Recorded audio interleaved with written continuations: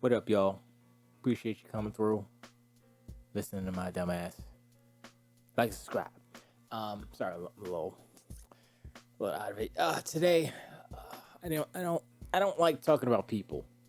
Honestly, I really don't care. But when people have a certain amount of influence in the industry, it's important that with great power comes things you shouldn't do, basically. And today we're going to talk about Colin Moriarty. Now, I did a couple of videos about him before. One was him smacking up Salty Gamer, because smacked him up. The other one was his crazy.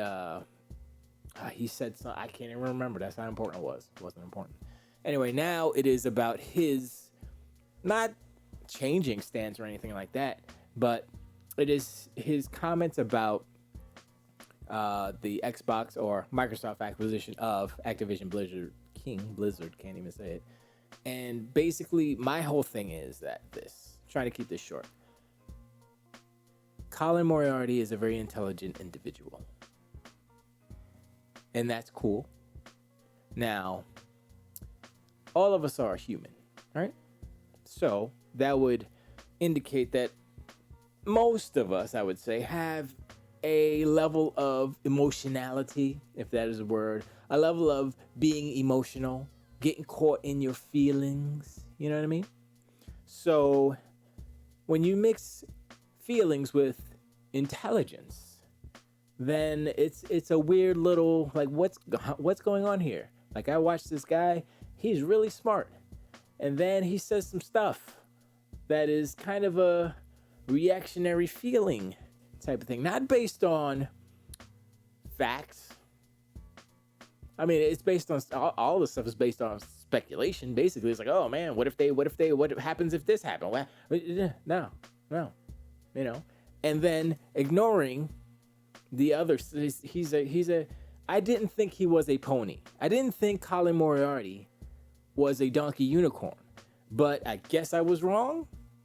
Does his feelings about the matter make him such? I mean, he does have points on the other side, and points about, I still will be hesitant to call him a full pony. Maybe he's half pony. I'm not sure.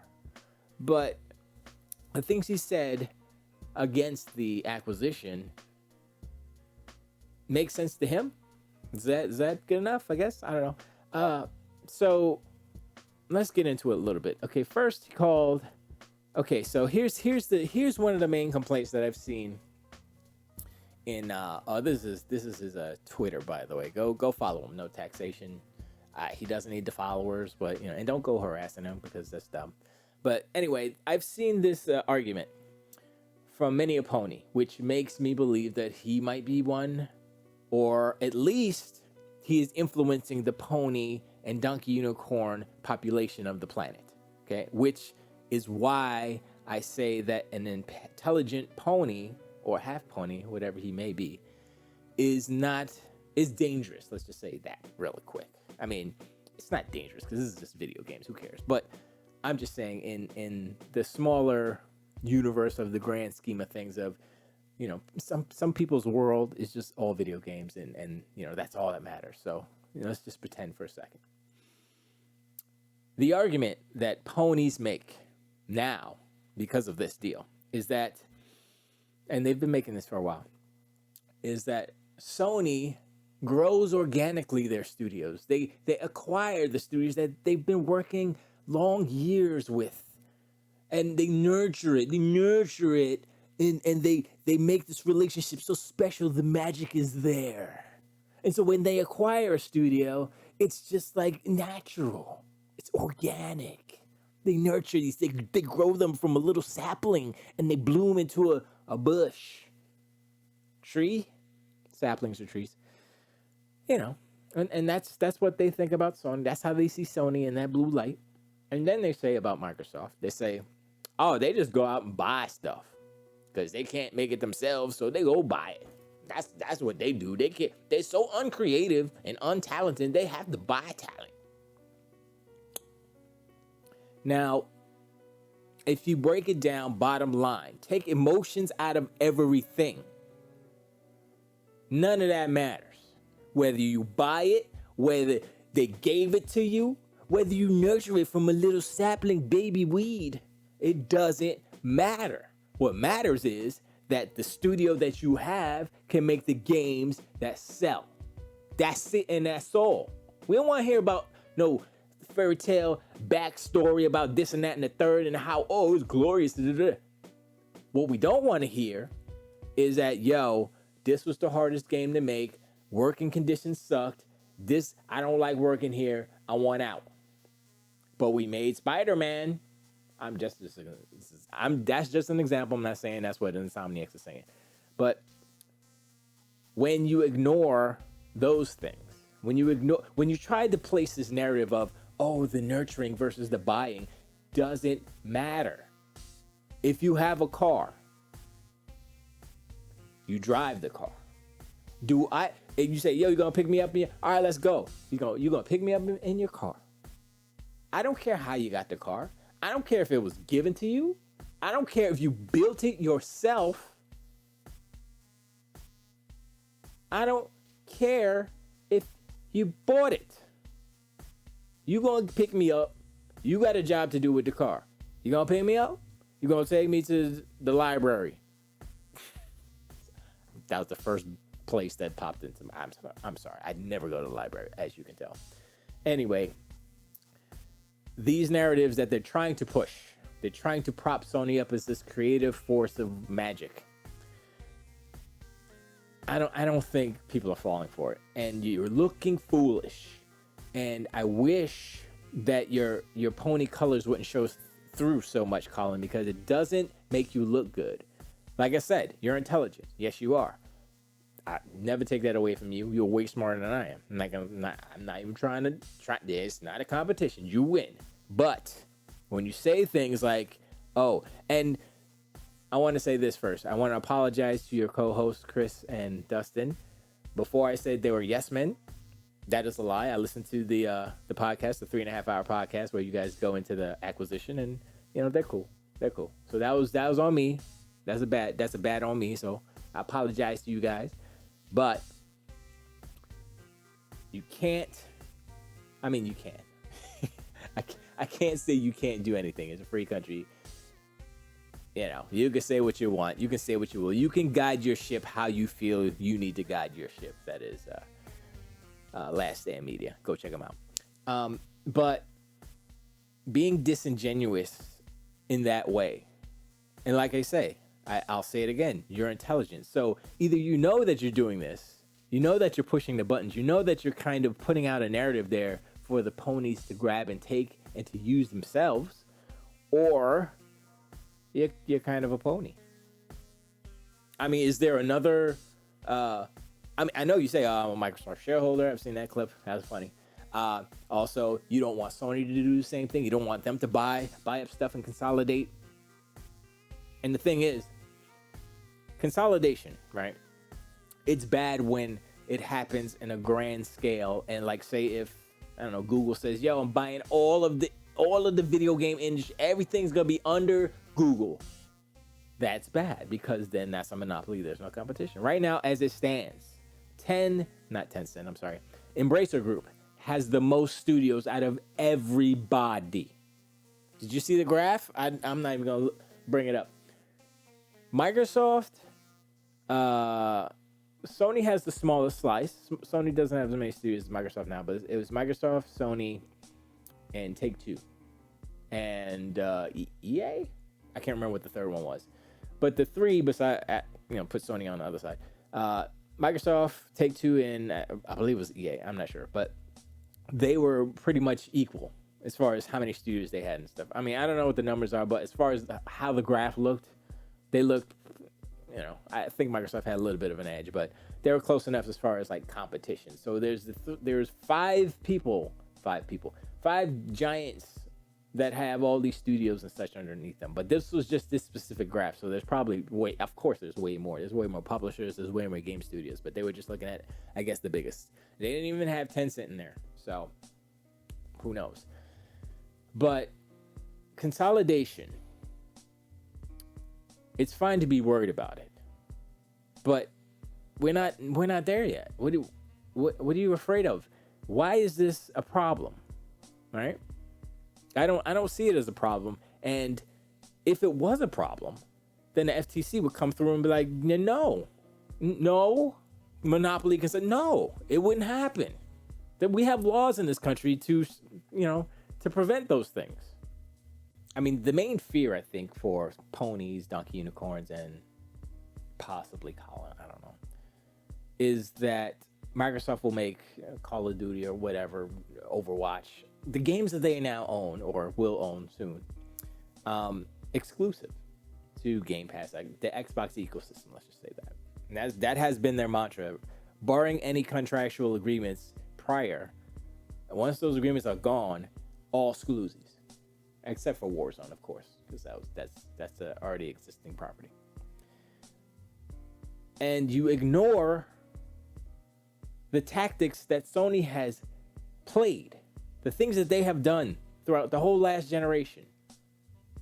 They stole the playbook from Nintendo. Somebody said this today, and I was like, oh yeah, they're right. It was Xbox Era Podcast. Shout out to them.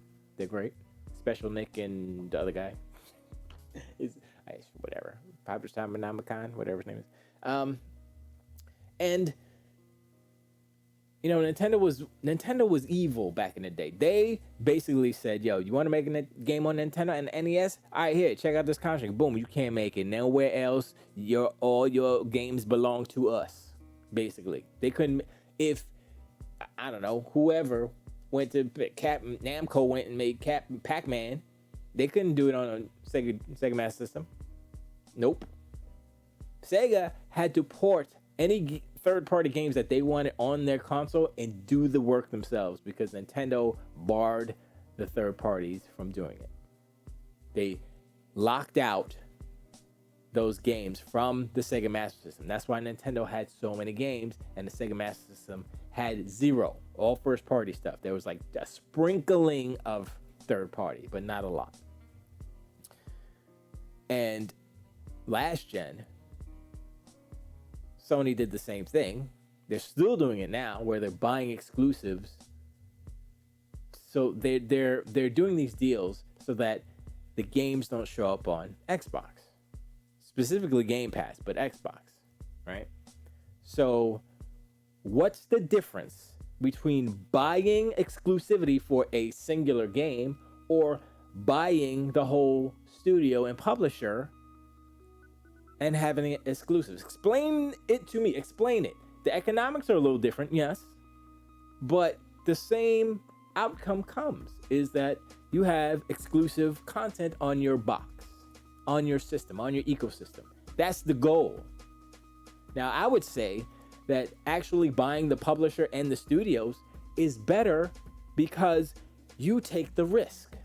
So if you look at the video games industry and you say, well, Microsoft has all this money, they can take the risks. So if they buy a publisher and a company and a studio and all these studios, they can give them money to make the games. And they don't have to say, oh, we got to borrow some money. You know, interest rates are low. Let's borrow some money so we can buy the studio. No. They just went cash, bought them. There's no risk to the studios. There's no risk to the publisher that they bought. They got paid. They're like, woohoo, let's go to the islands. Let's go to Honolulu or wherever they want to go. They got their payday. They out. And then the studios are there like, all right, well, we got all this money. What y'all want to make? I don't know what can we make? Microsoft's like, make what you want. I don't know, shoot. We just want games. We got to fill up this bus. Let's go. You know? And I don't see how anyone, intelligent or idiotic, can sit there and be like, oh, that's bad, consolidate. You're just trying to make the situation look bad and make Xbox look bad because that's not your team. Fundamentally, all of this boils down to tribalism. If you're a pony, you're a Donkey Unicorn, you're a diehard Sony fan, you got hurt this week. You got hurt. I'm sorry, it was last week. You got hurt a lot. I mean, this is an industry-shaking moment, and y'all were on the boot end of it. I mean, I kind of feel sorry for y'all in a way, because you see what's coming, you know what's coming, and you're trying to cope with what's coming, but you can't really, because the magnitude of how giant this is, it's still unbelievable to my mind. It's still crazy. It's almost like the Dreamcast is canceled, huh? I'm quitting video games. That's how some of y'all feel, right? Oh man, I gotta play it on Xbox. I'm quitting. But here's the thing: it probably won't happen for 4 years. So it's like, oh yeah, we're all right. And then one day, boom, gone. Maybe by then, Call of Duty will be, who cares about Call of Duty? Maybe another game on the block. That's enough time for Sony to actually get off their ass and Killzone. The other one, the Insomniac joint. I can't remember what it's called. The alternate history World War with the bug aliens. Wow. Resistance following that one. Look, Sony has been lacking in the macking for a moment. Y'all don't want to admit it, but they got zero first person flavor. They got something in the vault, but they've been neglecting it. It's atrophied. Now, can they jump in and make it good again without hurting the Horizon series? Because that's what Guerrilla's making now, and that's what's up. And it seems like, if the game don't make no money and it ain't popular and people ain't feeling it, then we axe it. Hi, Days Gone. That doesn't seem like something, that doesn't seem healthy, for the industry. I don't know if Sony is serious, because Microsoft is serious. They're man, look, I don't know if Sony had the money, if Sony had the capital to do an Activision move, would they do it? Who knows? Would it be exclusive? Hell yeah, it would be. Come on, son. And so how do they get a pass? Spider-Man, once again, I don't want to hear this, organic and nurtured. No. They bought they bought Insomniac to make Spider-Man exclusive for the PlayStation. That's why they bought them. Not because of some organic blah, blah, blah and all. That's just what happened, okay? But Insomniac was third part. They were indie. They made Sunset Overdrive. They made Fuse. Was that the game? That wasn't a good game, but they made that. That was a multi-plat. They made mostly PlayStation games, but they were stretching their wings a little bit. Let's do some other stuff. Hey, let's go. Then they made Spider-Man as an independent studio, because Sony didn't own them at that point. After they made Spider-Man, that's when they bought them. So, yeah. And also, back in the day, and Colin has said this, they bought Psygnosis, right? Psygnosis was one of the biggest British or UK publishers. What's the difference? Because it was so long ago? Time is relative, and time doesn't matter in this instance. It's about behavior, and it's about the goal, right? And also, you have to understand, which Ponies and Donkey Unicorns aren't admitting, Microsoft has a purpose for their behavior. And it's not to buy everything. They need to feed the Game Pass beast. Okay? They need content.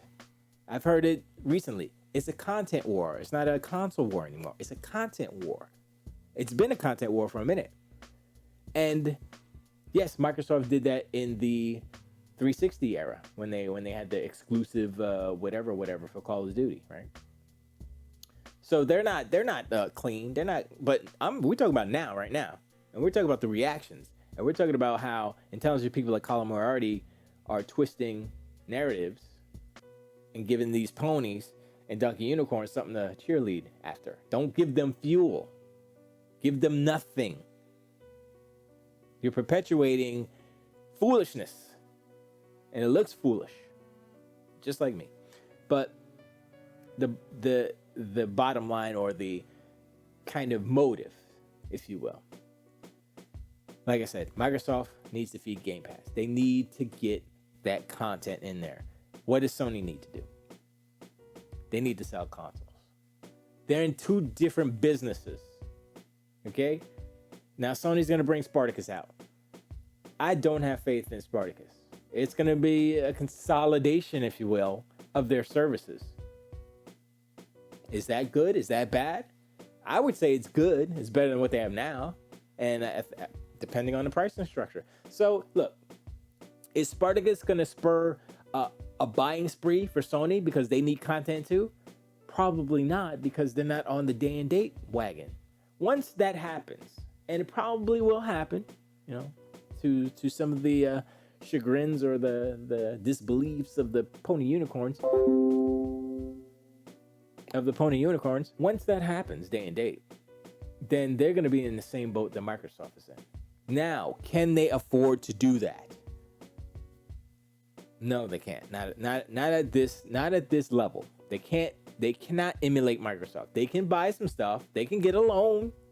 I heard they were like somebody said $3 trillion in debt, and I'm like, that doesn't sound right. And then somebody else said 300 million. I'm like, that sounds more reasonable, but I don't know.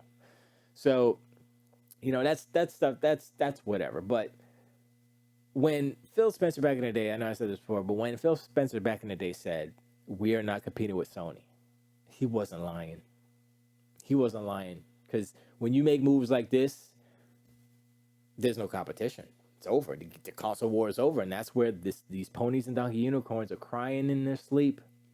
And Fratanga and all these other cats, these salt miners, they're collecting all the salt, and it's glorious. We're piling in the riches. But I appreciate you hanging out. Like, subscribe, check out the videos, check out the music videos on the channel, and I'll see you next time. Tilt the weight.